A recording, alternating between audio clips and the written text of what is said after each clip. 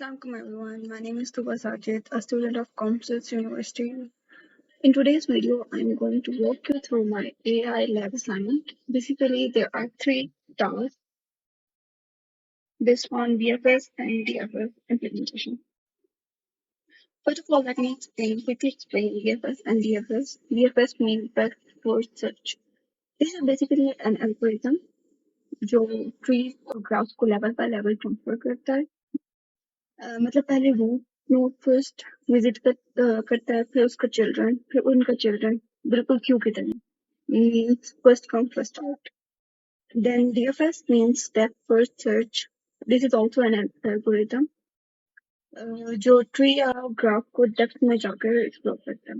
Mean के अगर कोई एक ब्रांच है उसकी फर्दर सारी ब्रांच को एक्सप्लोर करेगा, देन ट्रांसफर करेगा, फिर बैक ट्रैक करेगा और फिर ब्रांच मेन ब्रांच पे दोबारा जाएगा, बिल्कुल स्टेप की तरह या रिकर्जन की तरह. Both algorithms are very important. BFS shortest distance को find path को find करने के लिए यूज होता है और DFS जो है वो depth exploration के लिए यूज होता है. Let's start our task number 1, which is basically apply BFS and DFS on trees and graphs. You can use simple example for your practice. हमने BFS and DFS को code के through भी represent करना है और graph editor पे भी हमने उसको शो करना है. तो कोड पे इम्प्लीमेंट करने के लिए हम लोग गूगल कोलैब यूज करेंगे. टास्क नंबर 1 है, इसमें मैंने एक सिंपल सा ट्री लिया है जिसमें रूट नोड 0 है और उसके चाइल्ड जो है वो 1 और 2 है. नोड नंबर 1 जो है उसके जो फर्दर चिल्ड्रन हैं वो है 3 and 4 एंड नोड नंबर 2 के जो चिल्ड्रन हैं वो 5 and 6 हैं. एक ये सिंपल सा ट्री मैंने लिया है. ठीक है, यहाँ सबसे पहले हम लोगों ने एक नोड क्लास बनाई है. क्लास का पर्पज होता है कि एक ब्लूप्रिंट बताए कि कोड नोड के अंदर क्या है. हर नोड के पास एक वैल्यू है और उसके दो रेफरेंसेस हैं. हर नोड, ये एक नोड है, उसकी वैल्यू क्या है 0, उसके रेफरेंसेस 2 ये के वैल्यू. ठीक है, इसका हम लोगों ने कंस्ट्रक्टर कॉल किया है, कंस्ट्रक्टर बनाया है जिसके अंदर हमारे पास एक नया नोड क्रिएट करेंगे. उसका सेट हो जाएगा और इनिशियली लेफ्ट और राइट चिल्ड्रन जो है उसका वो नन हो जाएगा. अगर क्लास ना बनाते हैं तो हर नोड के लिए एक अलग वेरिएबल लिखना पड़ता है जो मैसी हो जाता है बहुत ज़्यादा. उसके बाद हम लोगों ने BFS फंक्शन बनाया है. BFS यानी ब्रेथ फर्स्ट एल्गोरिथम.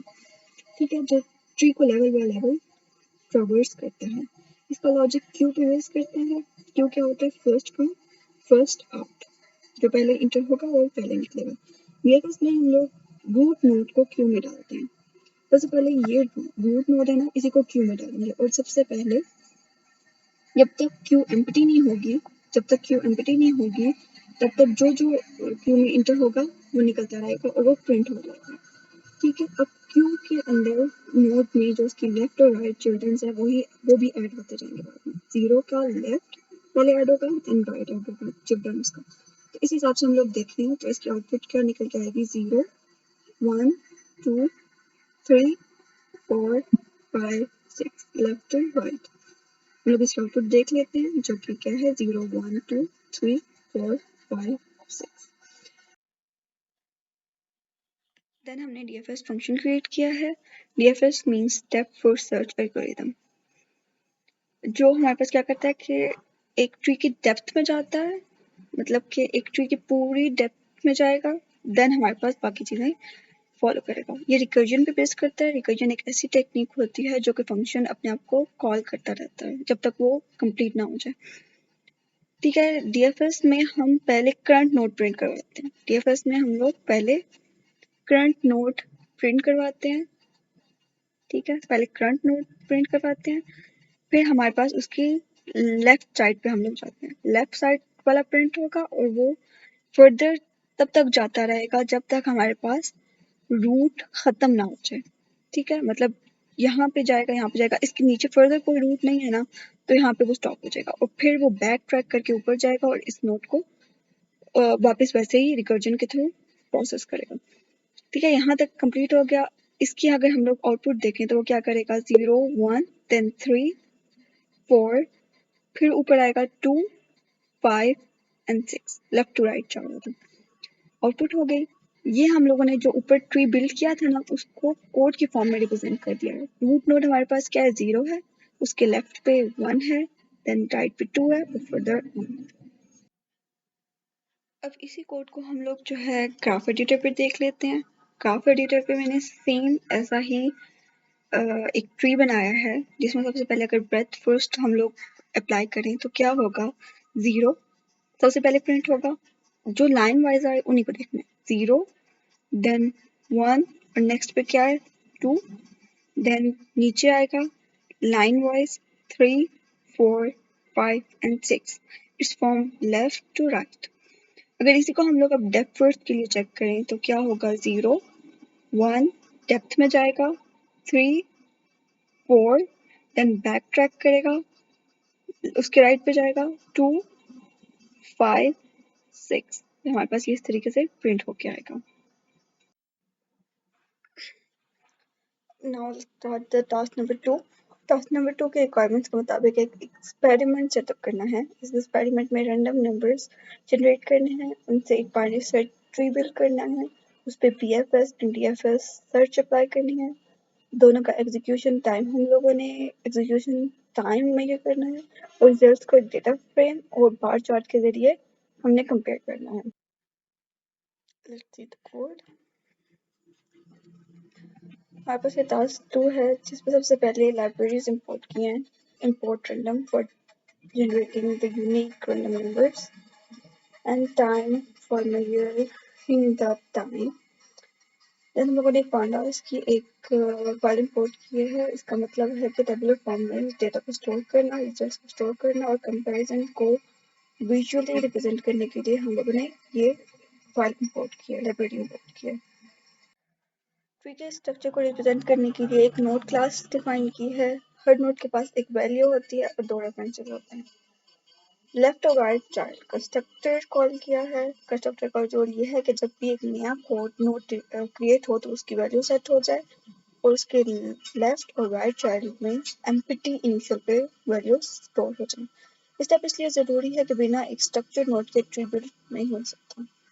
देन हम लोगों ने एक फंक्शन बनाया है इंसर्ट का।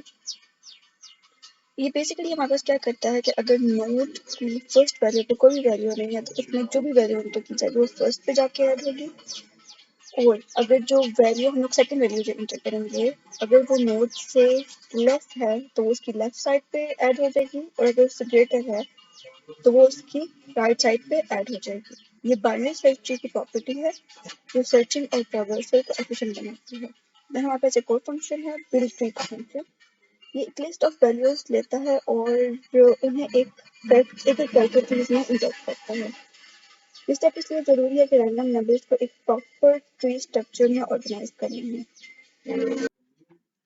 देन हम BFS एंड DFS के सर्च एल्गोरिथम अप्लाई करेंगे। ये वैसे ही बिल्कुल वर्क करेंगे जैसे हमने पहले वर्क किया था। इसमें सब कुछ वैसे ही अप्लाई होगा। BFS में क्यू के फॉर्म में होगा कि बिल्कुल एक लाइन में जो आ रहे हैं उनको पहले वो आइडेंटिफाई करेगा एंड देन नीचे वाली line, that's it. And DFS में हमारे पास क्या होगा, वो रूट को पहले जाके सर्च करेगा, then back track and then the next root. फिर हमारे पास है कि एक्सपेरिमेंट के लिए डिफरेंट साइजेस हम लोगों ने चूज किए हैं, जैसे 1000, 40,000 एंड सो ऑन।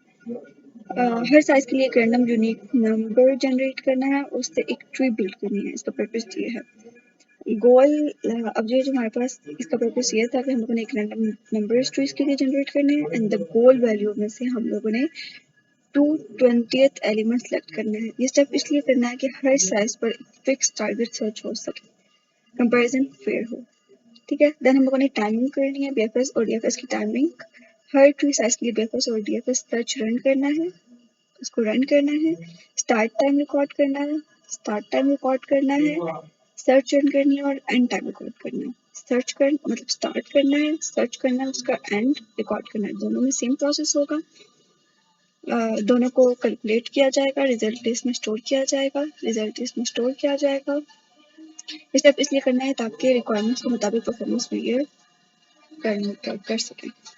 देन हमारे पास आता है data frame and power chart. Data frame में हम लोगों ने क्या किया है, रिजल्ट्स को एक pandas डेटा फ्रेम में कन्वर्ट करने के लिए ट्री साइज के लिए BFS और DFS का टाइम शो किया है। BFS और DFS का टाइम शो किया है। ये डेटा फ्रेम को प्रिंट टेबुलर फॉर्म में प्रिंट करने के लिए है। उसके बाद जो है प्लॉट लिप से भी एक बार चार्ट प्लॉट करना है जिसमें एक्स एक्सिस पर ट्री साइज और वाई एक्सिस पर सेकंड होंगे। ट्री साइज एक्स एक्सिस पर ट्री साइज और वाई एक्सिस पर हमारे पास सेकंड्स होंगे।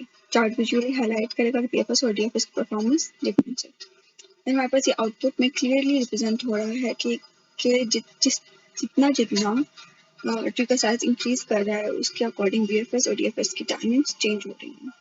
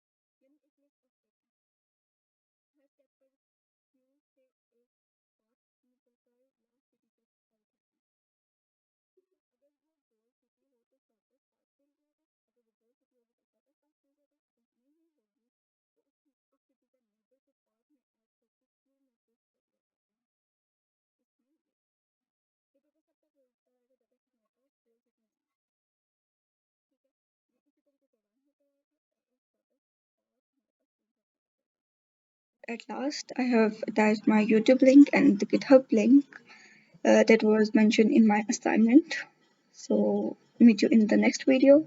Take care. Allah Hafiz.